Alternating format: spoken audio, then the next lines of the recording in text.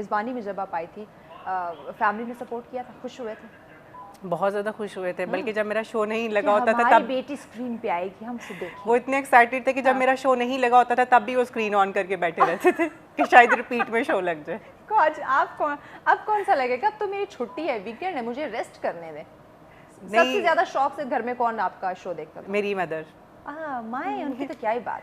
हाँ, और मेरी अम्मी अब्बू पे अक्सर बहस छिड़ जाती जब वो मुझे स्क्रीन पर देखते हैं। वो कहती है मुझ पे गई है, तो वो कहते हैं मुझ पे गई। अच्छा, अभी भी ये बहस छिड़ रही होती है? बिल्कुल ऐसा ही क्या है। बात है, ऐसे माँ बाप होने चाहिए। तो देखिए कि आपको अपने घर वालों के लिए भी बायस फख्र होना चाहिए कि वो घर में कहें कि भाई ये बच्चा मुझ पर गया है। बिल्कुल। तो मैं समझती हूँ कि ऐसे तो बहुत आप लकीली ये चीज़ आपको सुनने में मिलती है। बिगाड़ में ना मुझ पे चला जाए, ये ना बोले। वरना हमेशा नॉर्मली पेरेंट्स क्रिटिसाइज ही कर रहे होते हैं कि किस पे चला गया, ओए होए होए होए, ये बच्चा किस पे गया, भाई जाएगा तो आप पे और किस पे तो जाएगा? ये तो बड़ी ऑनर की बात है।